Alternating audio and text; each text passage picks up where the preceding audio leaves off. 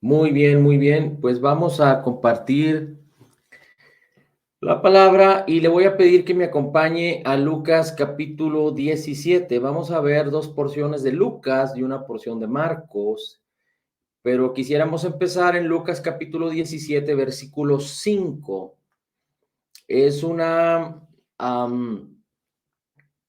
experiencia que los discípulos tienen con el Señor Jesús y que tanto en Lucas como en Marcos el Señor nos revela ciertas verdades fundamentales del Evangelio. Dice la Escritura en el capítulo 17 de Lucas, versículo 5, y los apóstoles dijeron al Señor, aumentanos la fe. Los apóstoles le dijeron al Señor, aumentanos la fe. Entonces el Señor les dijo, si tuvieras fe como un grano de mostaza, dirías a este sicómoro, desarráigate y plántate en el mar, y os obedecería. Dice, desarráigate, es decir, con todo y raíces, salte de la tierra donde estás sembrado, dice, y ve al mar. Esto es muy interesante porque el Señor Jesucristo les está diciendo o aclarando a sus discípulos, en este caso aquí le dice Lucas apóstoles, a sus apóstoles, que son los 12, que no es cuestión de que si tu fe, es decir, la cuestión no es que necesites que Dios te dé más fe. Hemos encontrado ya que en el nuevo pacto en Cristo Jesús, la palabra nos enseña que Dios nos dio en Cristo la medida de fe. Romanos capítulo 12, versículo 3. Tú y yo tenemos la medida de fe. Es decir, Dios nos ha habilitado y nos ha capacitado. Uno de los recursos con los que Dios nos ha bendecido por gracia en Cristo Jesús es la fe. Así es que nosotros tenemos la medida de fe, pero lo importante es no solo que entendamos esto, que ya tenemos la fe, así es que no es un problema de fe en el creyente nacido de nuevo, pero la cuestión del creyente nacido de nuevo es la decisión que tiene que tomar a vivir por la fe.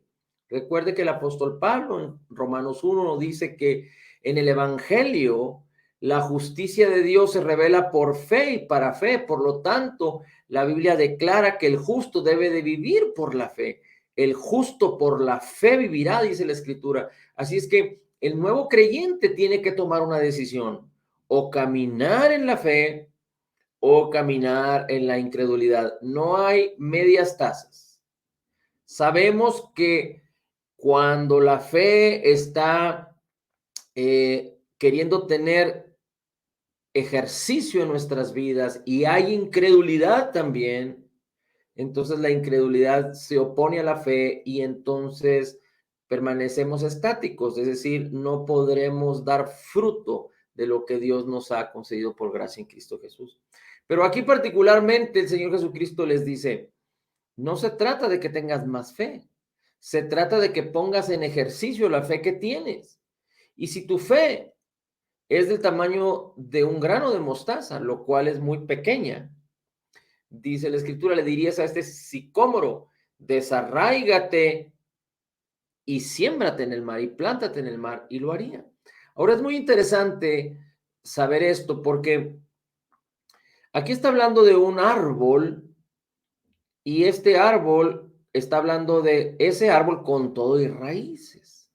Y una de las cuestiones para que el creyente pueda vivir en libertad, conociendo la verdad de la palabra y permaneciendo en ella, es que podamos quitar todas las raíces de incredulidad, todas las raíces de amargura, todas las raíces de duda, todas las raíces de temor, todas las raíces de contienda, todas las raíces de palabras que no van de acuerdo o de sistemas de pensamiento que no van de acuerdo a la palabra de Cristo. Así es que, ¿cómo es que nosotros vamos a quitar particularmente hablando, ¿cómo vamos a quitar, cómo vamos a permitir que sean quitados todos estos sistemas de pensamiento, de semillas que han sido sembradas en nuestros corazones y que han echado raíces y están produciendo frutos, pero no son los frutos de la justicia de Dios, pero son frutos de la carne, frutos de la incredulidad, frutos de malicia y de maldad? No podemos hablarle a eso que ha sido sembrado en nuestros corazones y decirle, vete y desarráigate de mi vida y échate en el mar, sin antes no haber meditado en la palabra,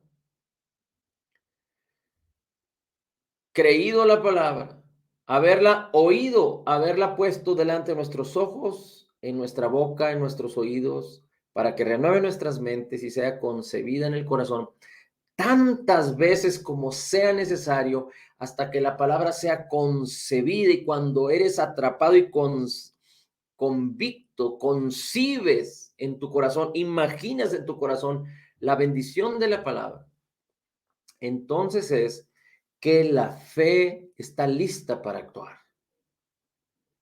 Y el hecho de que permanezcas en el sistema de pensamientos de la palabra y que te liberes del sistema de pensamientos de este mundo y de lo que es contrario a la palabra, te permite que puedas hablar con seguridad en contra de cualquier fortaleza que se levante o que quiera levantarse en contra de la sabiduría de Dios. Ahora, esto es muy interesante porque lo podemos aplicar en esta área de la vida, pero también lo podemos aplicar en cualquier situación de la vida. No se trata de que Dios nos dé una fe más grande y no se trata de que Dios cause que tú tengas más fe. Dios te ha dado los recursos, pero los recursos no pueden manifestar su gloria si no crees. Si la palabra de Dios no causa que la fe entre en acción. Si tú no decides caminar en la fe. Recuerda, la decisión está en que tú debes de poner la palabra en tus ojos, en tu boca, en tus oídos, en tu mente y en tu corazón. Una y otra vez, que la medites, que la concibas en tu corazón, para que entonces la palabra dice que la fe viene por el oír, por el oír, por el oír la palabra. Hasta que la palabra sea concebida, entonces la fe empieza a venir, empieza a activarse, empieza a hacerse viva la palabra, y entonces tú tienes que decidir caminar en esa palabra. Ahora, dice, fíjate cómo dice aquí el Señor Jesús en el versículo 7. ¿Quién de vosotros tiene un siervo pastoreando ovejas o arando, y cuando regresa al campo le dice, ven enseguida y siéntate a comer? Más bien no le dice, prepárame algo de cenar, vístete adecuadamente, sírveme hasta que haya comido y bebido, y después comerás y beberás tú.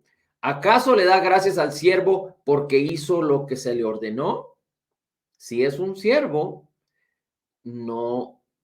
Es decir, cuando aquí la comparación o la alegoría o la parábola que el Señor Jesucristo está utilizando es cuando alguien tiene un siervo, el siervo está trabajando y después cuando viene de su trabajo, es decir, está pastoreando o haciendo sus labores en el campo, y después viene el siervo y tiene que preparar la comida, vestirse adecuadamente y seguir sirviendo a su amo hasta que su amo coma y beba, y después lo hará el siervo.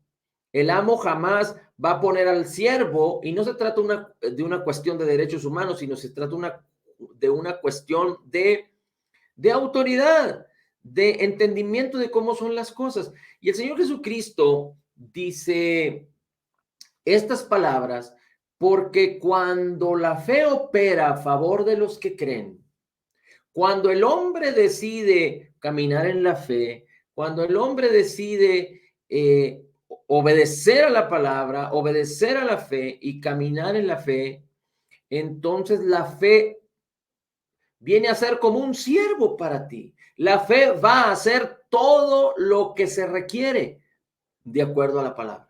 La fe va a causar lo necesario de acuerdo al propósito de lo que estás creyendo. Recuerda que la palabra es viva y eficaz, y en la palabra está contenido todo lo que tú y yo hemos recibido por gracia, toda la herencia. La palabra es la verdad de Dios y está llena de sabiduría, y todo lo que necesitamos para la vida y la piedad nos ha sido dado. ¿En dónde? En nuestros corazones, en nuestro espíritu, en la parte del corazón que no se corrompe. Pero hay una parte del corazón que tiene que ver con tus pensamientos. Y esa parte de tu corazón es la que puede albergar amargura, falta de perdón, incredulidad. Esa parte del corazón tiene que ver, está muy relacionada con tu mente, porque por tu mente entran todo este tipo de conceptos, por tus oídos, por tus sentidos, y se convierten en pensamientos. Y cuando esos pensamientos son tan fuertes que tú los aprecias, vienen a ser atesorados en el corazón, en la parte de tu alma. Pero cuando tu alma empieza digamos que a creer la palabra y a permitir ser instruida por los pensamientos de la palabra del Señor, entonces tu corazón, tu alma empieza a ser uno con lo que es tu espíritu. Y a esto la Biblia lo describe como que en tu corazón empiezan a escribirse los pensamientos de Dios que vienen en la palabra. En tu corazón empiezan a ser sembrados las semillas de la palabra de Dios. Y lo que sucede es que cuando tu corazón, tú permites que sea sembrada la palabra del Señor en tu corazón va a empezar a dar el fruto como una buena tierra de todo lo que Dios llamó a producir. Recuerda que cuando Dios hizo los cielos y la tierra, creó los cielos y la tierra, y después habló a la tierra y le dijo, produce animales, bestias, ganado, reptiles, produce hierbas, vegetación, produce árboles. Y Dios, cuando habló a la tierra que produjera, y la tierra produjo animales, hierbas, árboles, todo esto, y Dios dijo, y sean producidos con semilla, para que cuando la semilla vuelva a la tierra como un ciclo virtuoso vuelva a producir lo que Dios había hablado en el principio, de tal manera que la tierra está lista para producir, y cada semilla tiene un código, tiene una bendición con la cual Dios la creó.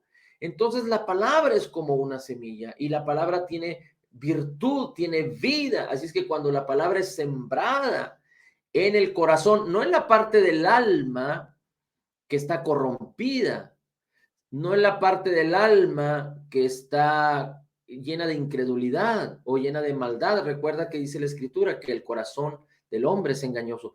Pero cuando la palabra es sembrada en el corazón, en buena tierra, es decir, la palabra empieza, digamos que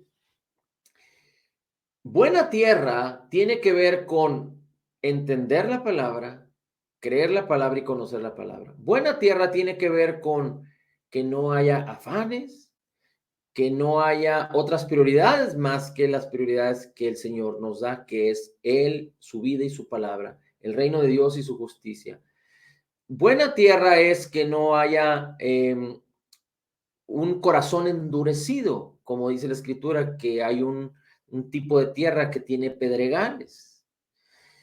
Entonces, una buena tierra es una tierra que, aunque pudo haber sido o haber estado endurecida, pudo haber habido vanidades y engaños y mentiras ahí, pudo haber habido,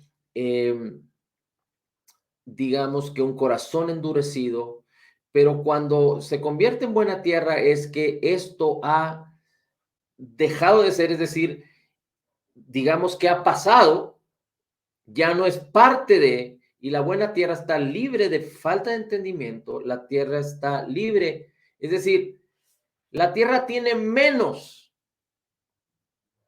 Cuando el Señor Jesucristo habla en Marcos 4 acerca de los tipos de tierra, la tierra junto al camino es una tierra que está completamente dura. Tiene mucho, es decir, tiene pavimento, tiene dureza. Cuando habla de que la tierra se siembra la semilla en pedregales, en tierra con pedregales, es decir, ya no es en el camino en sí, sino en pedregales. Entonces la tierra tiene mucha piedra, hay tierra, pero hay mucha piedra. Cuando dice que es sembrada entre arbustos y espinos, hay muchos arbustos, es decir, estos tres tipos de tierra tienen muchas cosas que son parte de este mundo, pero la buena tierra no tiene nada, está escasa de todo. No tiene piedras, no tiene dureza, no tiene arbustos, no tiene abrojos, está limpia. Así es que lo que Dios, el diseño de Dios para que el creyente pueda ser exitoso en la vida es que el corazón sea como esa buena tierra. Bueno, esa buena tierra es parte de tu espíritu. En tu corazón está el espíritu de Cristo. Si lo queremos ver de esta manera, para poder entender que el corazón representa una buena tierra, tu espíritu contiene todo lo que Dios te ha concedido por gracia en Cristo Jesús. ¿Por qué? Porque tu espíritu es uno con el espíritu de Cristo. Así es que cuando tú recibes la palabra, lo que estás sembrando, la palabra de Dios, cuando tu mente, tu corazón está convencido por la palabra, lo que estás permitiendo es que lo que hay en tu espíritu se active, lo que hay en tu espíritu fluya, lo que hay en tu espíritu venga a manifestar en todo tu ser, salga de tu interior hacia tu exterior. Así es que hemos dicho, para entenderlo de una manera más práctica, es tu espíritu, en tu espíritu está contenida la mente de Cristo, la sabiduría de Dios, la palabra de Dios. En tu espíritu está toda la gloria de Cristo. Tú eres perfecto como Jesús es perfecto porque tu espíritu nacido de nuevo es uno con el espíritu de Cristo. Y cuando tú en la palabra, en tu alma, en tu sistema de pensamientos, en tu manera de pensar, empiezas a poner la palabra, entonces viene y se hace tu alma, hay parte de tu alma que se hace uno con tu espíritu y entonces tu alma permite que el espíritu manifieste, que del espíritu fluyan manantiales de vida. Bien, así es que la fe pone en acción eso. La fe es la palabra escuchada, sembrada, atesorada en el corazón y causa que suceda esto, y la fe permite que fluya esta bendición en tu vida. Así es que la fe no descansa. La fe está a tu servicio. La fe es espiritual. La fe puede trabajar las 24 horas del día a favor de ti. Pero tú necesitas caminar, decidir caminar en la fe y estar en la fe y vivir en la fe. Mira,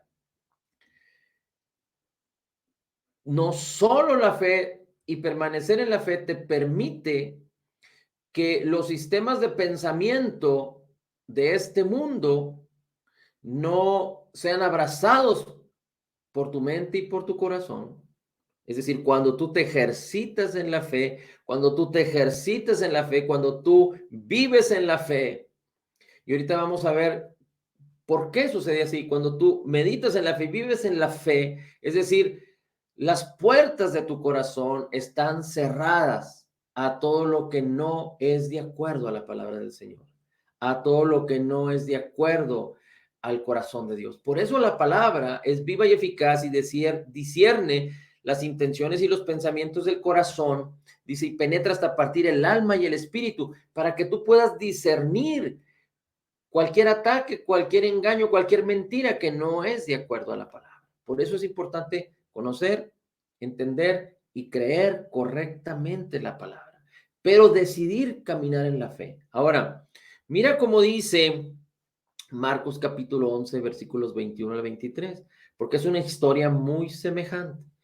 Dice el versículo 21 de Marcos 11, Pedro acordándose de que Jesús había maldecido a la higuera, le dice al día siguiente: Rabí, la higuera que maldijiste se ha secado.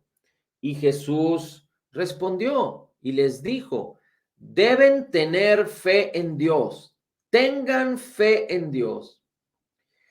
Jesús no le dice a Pedro: Pedro, es que lo que yo hago, tú no lo puedes hacer. Pedro, es que debes entender que yo le hablé a la higuera y que quizá tú mañana lo puedas hacer también. Jesús respondió a Pedro, quien estaba admirado porque Pedro supo que Jesús había maldecido a la higuera, y la higuera dice que se secó desde sus raíces.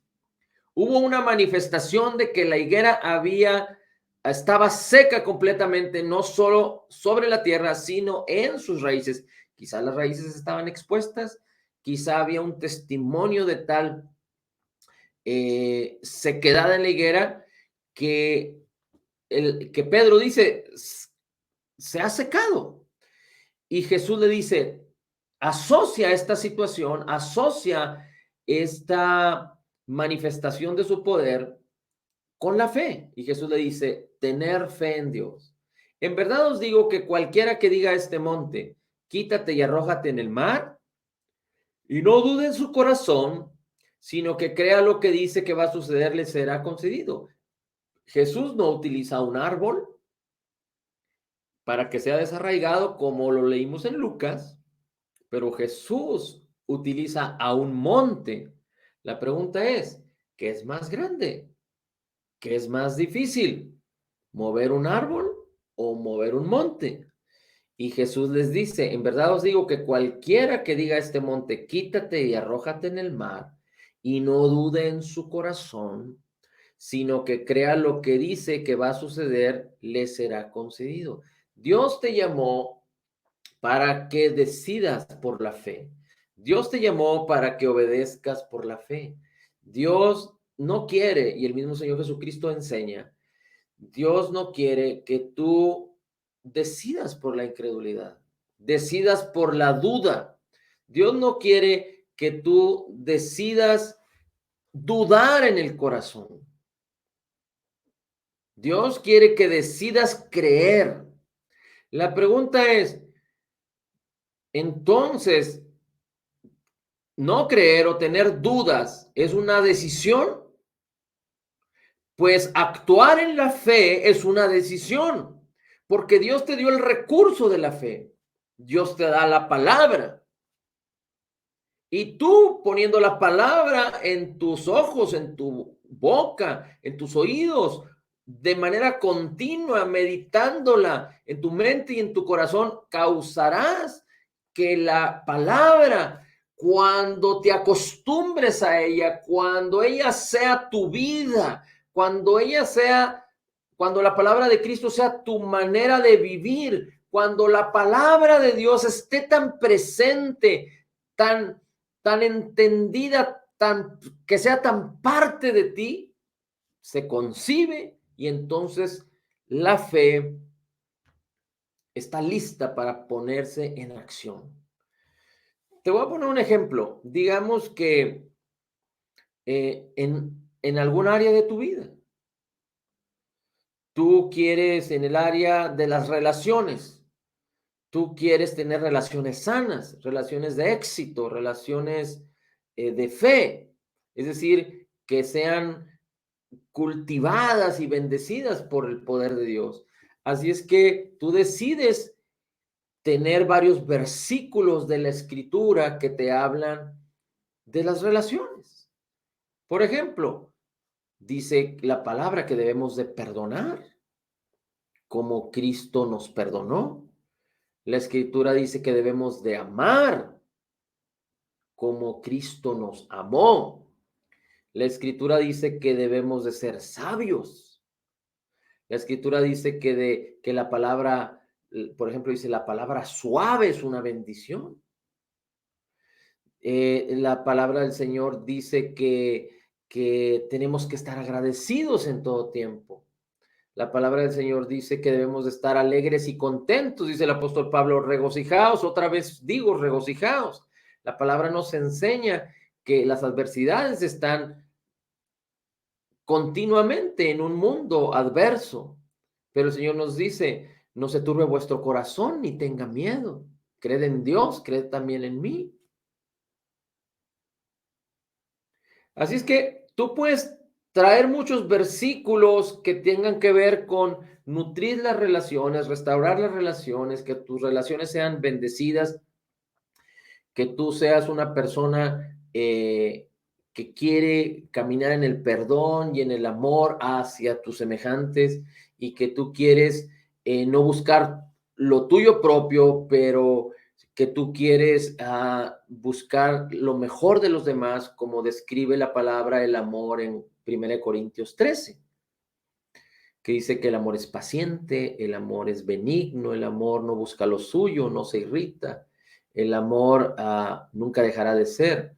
Entonces, tú empiezas a meditar todas estas escrituras. No se trata nada más que las aprendas un día, las pongas en tu mente, sino tú empiezas a meditar continuamente, día tras día, hasta que quedas envuelto en estas palabras o en estos versículos o en estas escrituras. Quedas envuelto, no solo las aprendes de memoria, pero las declaras y se hacen tan vivas en tu corazón. Entonces la fe, cuando se conciben, entonces la fe está lista para ponerse en acción.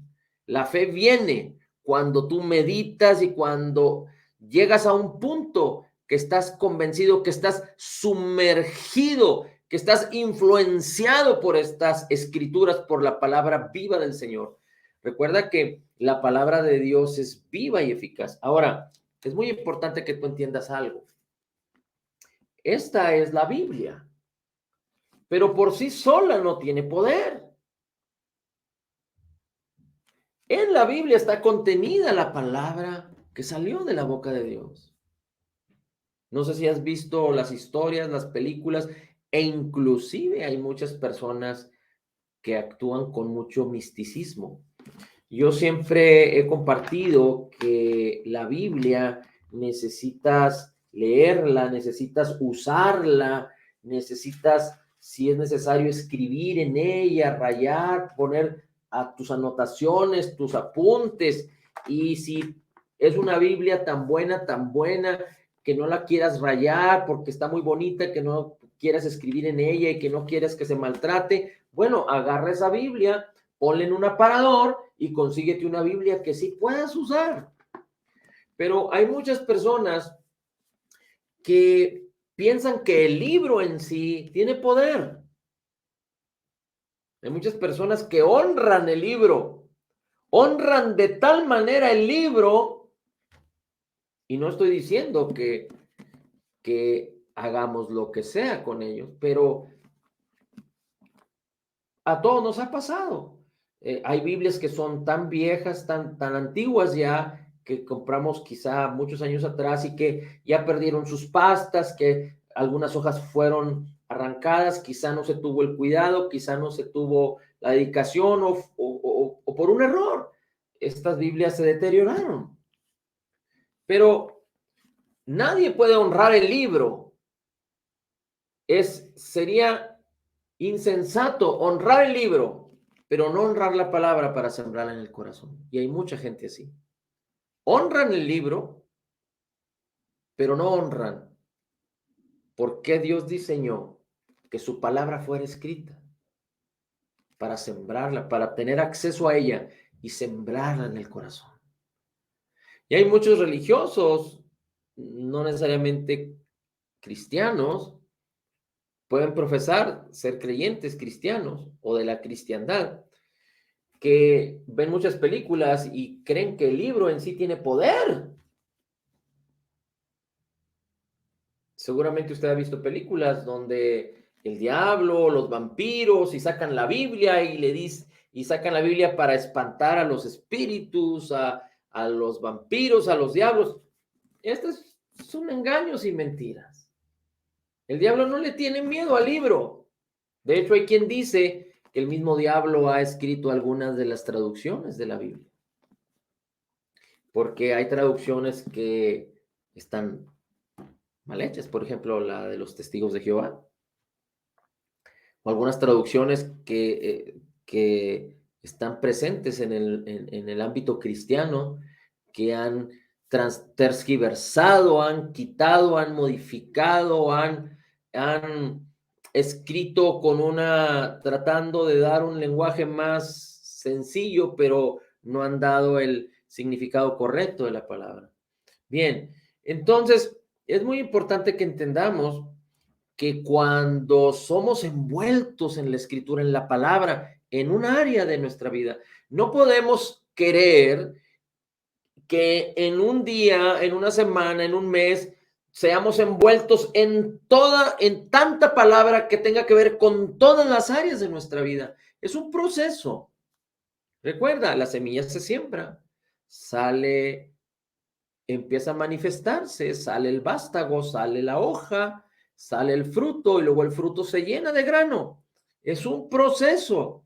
Pero cuando tú eres atrapado por la palabra y eres sumergido en la palabra y respecto a ese tema, no hay otra cosa, no hay otro sistema de pensamientos, no hay mentira, sino solo la verdad de la palabra que está inundando tu mente y tu corazón. Entonces es ahí cuando tú quedas convicto por la palabra.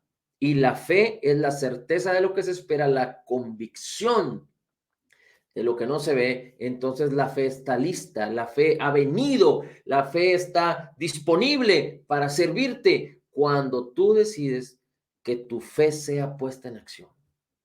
Así es que si es tu decisión caminar en la fe, porque es tu decisión meditar la palabra es lo fundamental.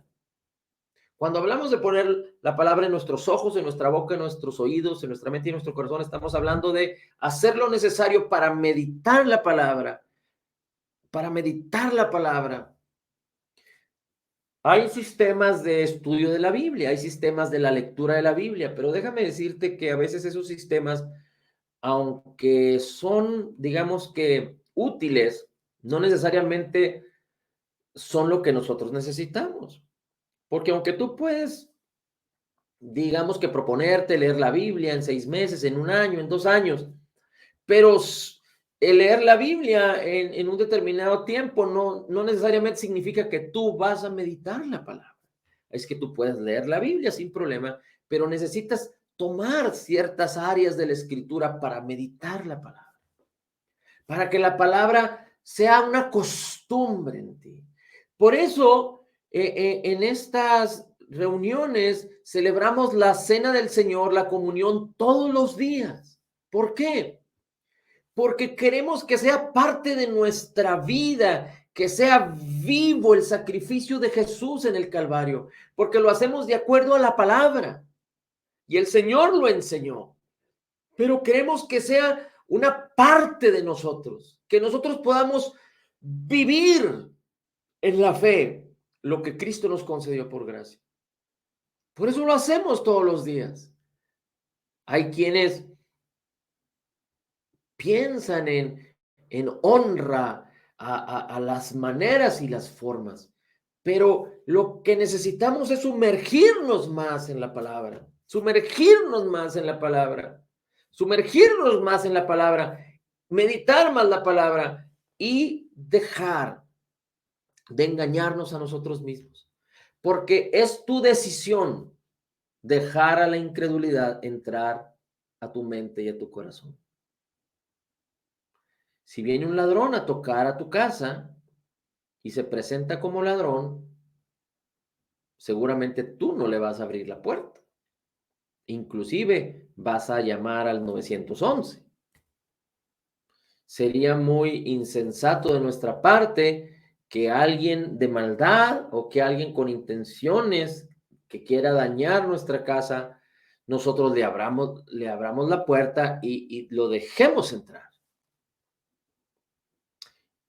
¿Y por qué te digo esto? Porque muchos creyentes, todos hemos cometido errores, pero hay muchos creyentes que saben que las noticias, que las novelas, que muchas películas, que muchas cuestiones que tienen que ver con los sentidos, con lo que ves, con lo que oyes, con lo que pruebas, con lo que tocas, con lo que hueles, tienen que ver con la incredulidad, tienen que ver con malas noticias. ¿Cuándo los noticieros de cualquier índole te van a dar buenas nuevas en Cristo? ¿Cuándo? Nunca. De 10, de 20, de 30 noticias, quizá una pudiera ser buena, todas las demás son contrarias, todas las demás traen incredulidad a tu vida, y ahí está el creyente abriendo su casa para que venga la incredulidad a dañar, para darle oportunidad al enemigo a que venga a hurtar, a matar y a destruir. Pero si la fe es una cuestión de obediencia, de decisión de tu parte, también darle oportunidad a la incredulidad es una decisión que tú tomas, y es una decisión equivocada, porque nadie, si Cristo lo habló, si la palabra lo dice, sería muy insensato pensar que tenemos que estar abiertos y tenemos que estar maduros para escuchar cualquier tipo. No, una vez me invitó una persona a un programa de televisión para discutir acerca de algunos temas. Y entonces yo le pregunté, bueno, pero ¿quieres que yo vaya y comparta acerca de esos temas? Dice, no, quiero que tú estés presente porque quiero invitar a otros que estén presentes y ahí se discuta al tema. Y entonces yo le dije, mira, yo no creo en la palabra y camino en la palabra y en la fe para discutir acerca de un tema en especial y para tratar de salir ganador. Y mucho menos para exponer yo mi parte y que otros expongan tanta incredulidad y que el público decida qué es lo que le conviene. No, así no funciona.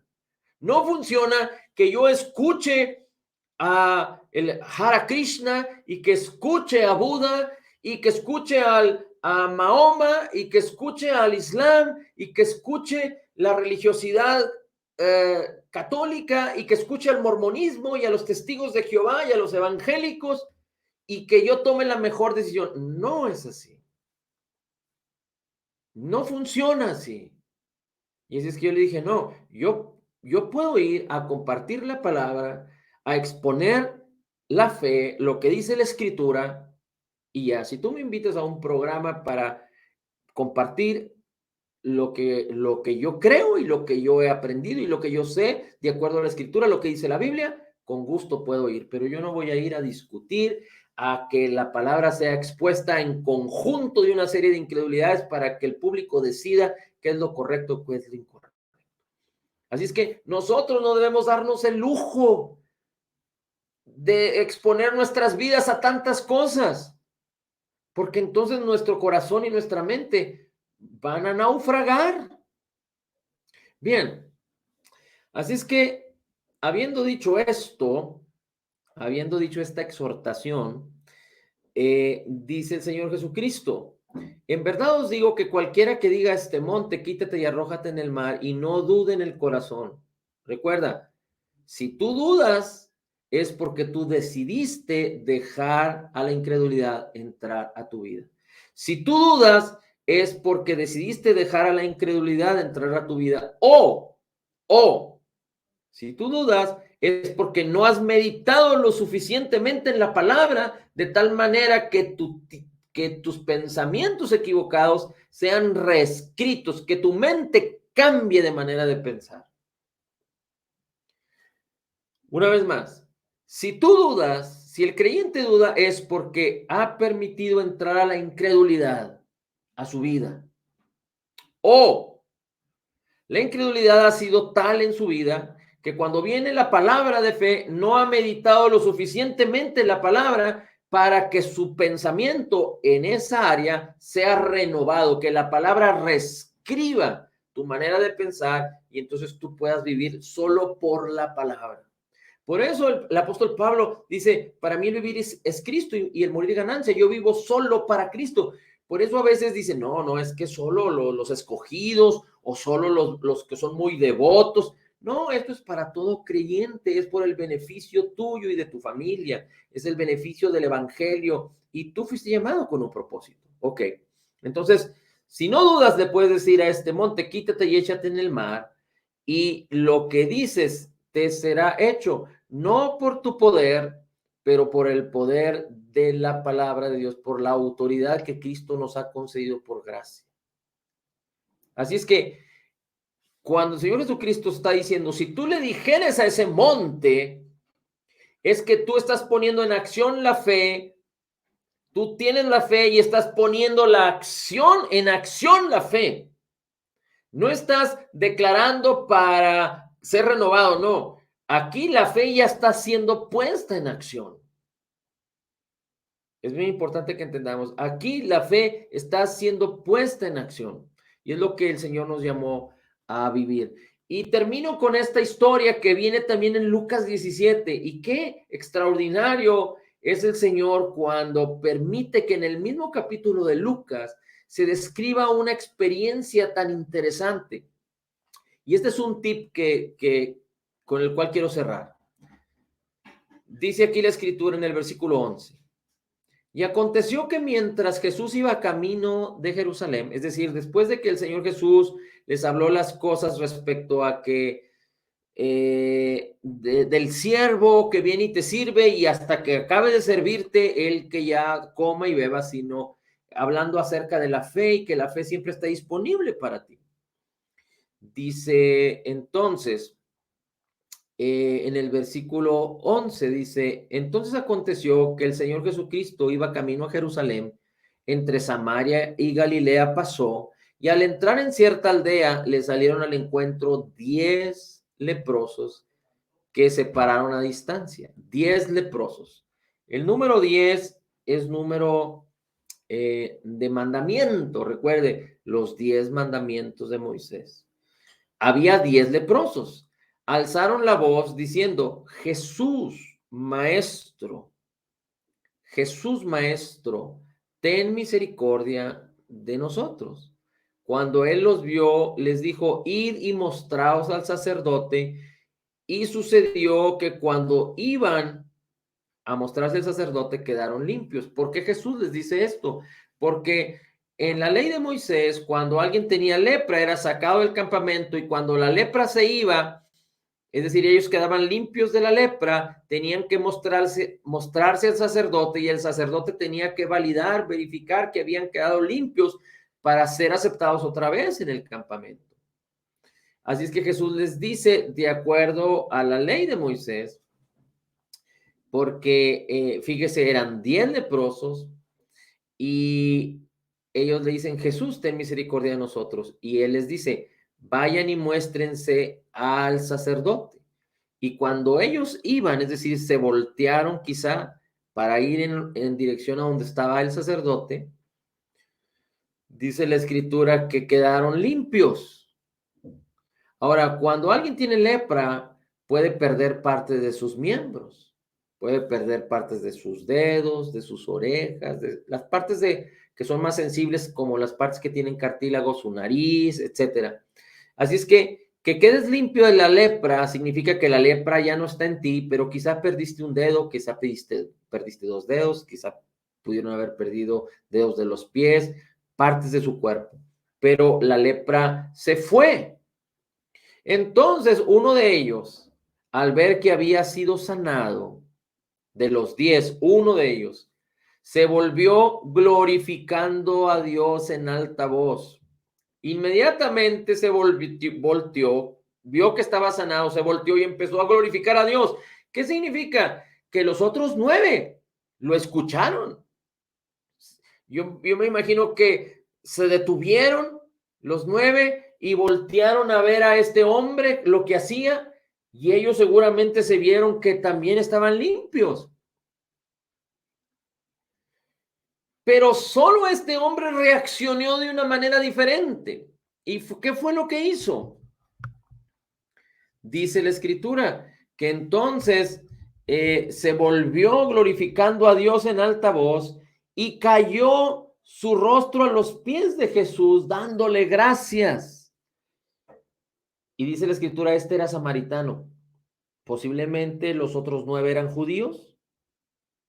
Posiblemente, no lo sabemos. Pero este era samaritano, es decir, no era judío, era un gentil.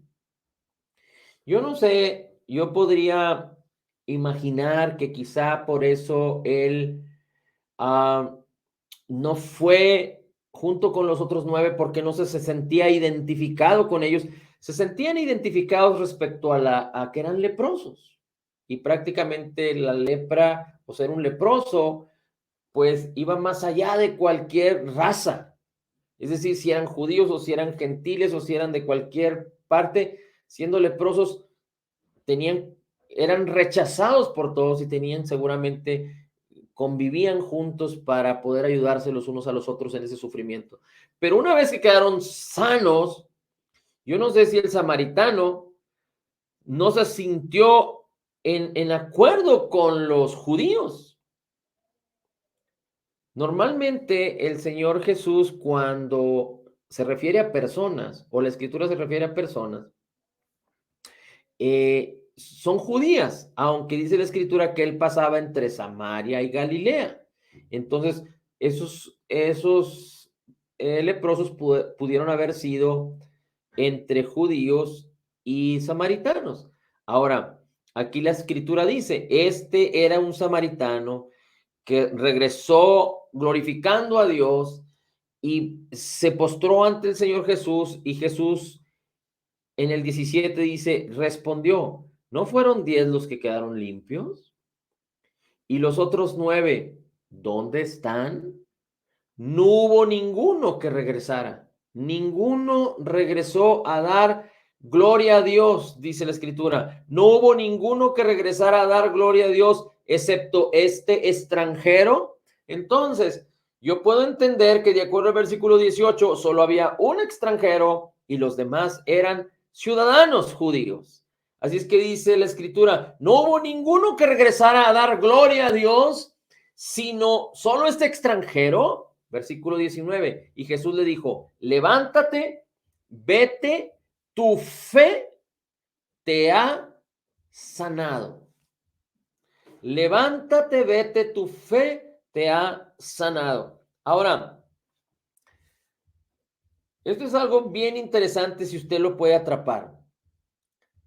Ellos le dijeron, Señor Jesús, ten misericordia de nosotros. Y Jesús les dijo, vayan y preséntense al sacerdote. Nadie podía presentarse al sacerdote siendo leproso si no había sido limpio de la lepra. Así es que cuando Jesús da esta orden, es porque en su orden de que ellos se presenten al sacerdote, estaba implícito que ellos quedaron limpios de la lepra. Pero solo uno viene y glorifica a Dios y le da gracias a Dios y se rinde ante el Señor y glorifica al Señor. Y Jesús le dice, tu fe, no la de ellos, sino al que regresó dando gloria al Señor, le dice, tu fe te ha hecho completo. Hay otras versiones que dicen, tu fe te ha hecho completo. La palabra que se usa en el griego es la palabra sozo, que tiene que ver la palabra salvación. Y hay quienes creen que cuando el Señor Jesucristo le dijo, tu fe te ha salvado, es decir, no era la misma posición de aquellos, sino que este hombre regresa glorificando a Dios porque estaba creyendo en Jesús, glorificando a Cristo como Dios y Señor. Dice, y Jesús le dice, encuentra en él fe, pero la virtud de darle gloria a Dios y darle gracias al Señor permitió que este hombre fuera hecho completo. Hay quienes piensan o dicen que si este hombre había perdido algún dedo, algún cartílago, parte de sus oídos, sus orejas, su nariz, todo le fue restaurado. La Biblia no define con tal precisión esto, pero hay una gran diferencia entre lo que Jesús le dice, porque los 9 quedaron limpios, pero este hombre quedó completamente salvado, sanado y hecho completo. Así es que parte de este capítulo, el Señor Jesucristo imprime una bendición que tiene que ver con permanecer en la fe. ¿Se acuerda Romanos 4:20? que dice que Abraham se fortaleció en la fe dando gloria al Señor. Parte de nuestra permanencia en la fe, parte de la meditación de nuestra fe, tiene efecto positivo cuando nosotros damos gloria a Dios, cuando nosotros le damos gracias al Señor. Por eso, todos los días cantamos alabanzas, le damos gracias al Señor, glorificamos a Dios para fortalecer nuestra fe. Así es que el Señor nos ha dado la respuesta. Medita la palabra, ciérrale las puertas a la incredulidad. En ti está la decisión de cerrarle las puertas a la incredulidad. Permite que la palabra sea abundante en ti. No te guíes en tu propia prudencia, sino en la palabra del Señor. Siémbrala en tu corazón, escríbela en tu corazón. Permite que de tu espíritu se manifieste todo lo que te ha sido concedido por gracia. Dale gloria al Señor en todo tiempo. Déjate envolver por la palabra, por la verdad de Dios. Dale gracias al Señor en todo tiempo. Y entonces vive la vida de éxito que Dios te llamó a vivir en el nombre de Jesús. Padre, la gloria, el honor y la alabanza es para ti. Bendito, bendito sea tu nombre, Señor. Gracias, Cristo. Gracias, Señor. Gracias, bendito Dios y Rey. Te exaltamos y te alabamos. En Cristo Jesús declaramos que somos totalmente perdonados, perfectamente justificados, totalmente sanados, perdonados, altamente favorecidos, profundamente amados, grandemente bendecidos, más que vencedores en Cristo Jesús. Porque como Jesús es, así somos nosotros en este mundo. Somos la justicia de Dios en Cristo.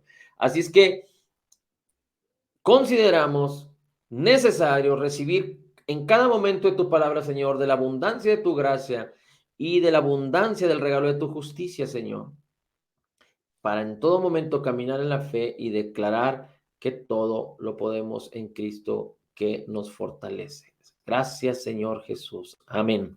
Por eso, mi hermano, declaramos estas palabras, no como una letanía, no como una palabrería, no como una manera de oración sistemática o como una receta, porque cuando declaramos estas palabras, hay versículos de la Biblia y verdades de la Biblia que sostienen estas declaraciones y queremos estar sumergidos en ellos, que nuestra alma y nuestra mente nunca se olviden de esta bendición, porque el día que nuestra alma y nuestra mente se olvida de la benignidad y de todo el bien que Dios ha hecho para con nosotros en Cristo Jesús, entonces la incredulidad puede tener cabida en nuestras mentes y en nuestros corazones.